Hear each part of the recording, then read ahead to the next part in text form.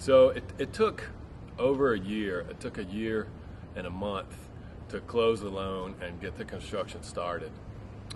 And that was a real tough time.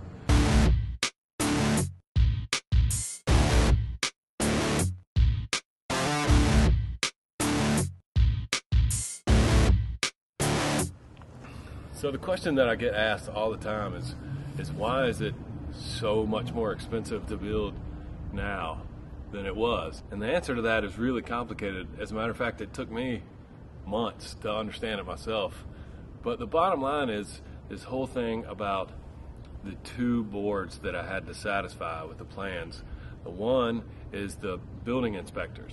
And so they're in charge of the inside here, and they said, well, the fire damaged more than 50% of the building, which means you have to make the entire thing come to modern building code.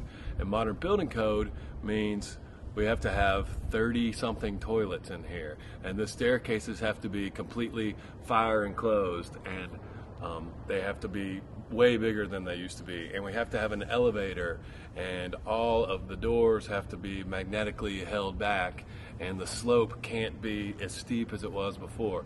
So basically what that means for us is that we have to fit a whole lot more in here than was here before, but it has to serve the same purpose. And at the same time, the other board I have to satisfy is the Historic Preservation Division, and they are concerned with the exterior of the building, and they don't want us to change anything at all. We can't change anything on the exterior. So one group of bureaucrats is saying you have to change everything, and one group of bureaucrats is saying you can't change anything. So the balancing act between those two people equaled a big price tag, is what that equals. It means that we have to squeeze inside these old walls all this new modern stuff. And that was a really tricky thing to do from a design perspective. Extremely difficult to pull that off. But the answer to that question was money. It's just going to cost money to do that.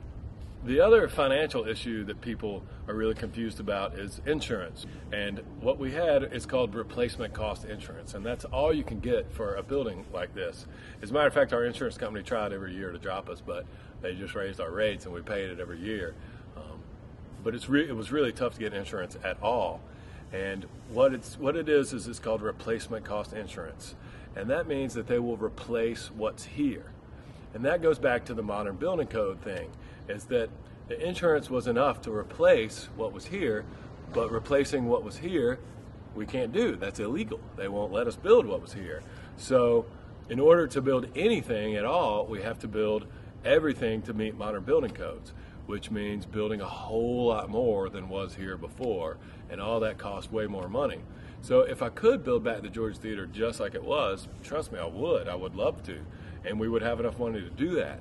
But what we can build is about 3 times more than it would have been to build back just what was here. That is why we have financial issues. You know, that's the whole key to this financial problem. That's why we're accepting donations, is because it's costing us 3 times more than it should. But as we started to realize how tough this was going to be, there were some really dark and desperate moments in that first year. There were times when there were bureaucratic angles that we didn't think we were going to be able to get by. There were people that said, no, you can't do this. You know, no matter how much you pay, no matter how much you raise, we're not going to let you do it. It's illegal, or it doesn't conform to this standard or that standard. And there were days where, I mean, it was all I could do to just not sit at my desk with my head in my hands all day long. But the donations kept coming in. Every day I would open that spreadsheet of the donations that have come in, and I'd see another $25 donation, you know, and a day would go by and we'd raise $25, and I'd think, somebody out there gives a crap, you know? And it's wild. Those donations, even the little ones, especially the little ones, like really kept me going and kept this whole process going. And, you know, I just can't thank those people enough.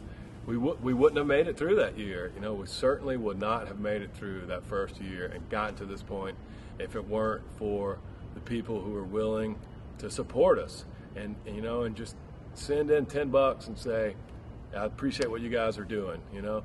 Or I just would be hanging out downtown and someone would come around and say, hey, thank you, you know. And that kind of stuff makes a big, big difference. Because like I said, there were just days when I thought, no, that's it. We gave it the old college try, but it's just not going to work. And then something would happen that, you know, from the outside, some fan, someone somewhere would just give us enough energy that we would say, okay, let's keep this going. You know, let's don't stop. And so I can't thank y'all enough for that. Thank you.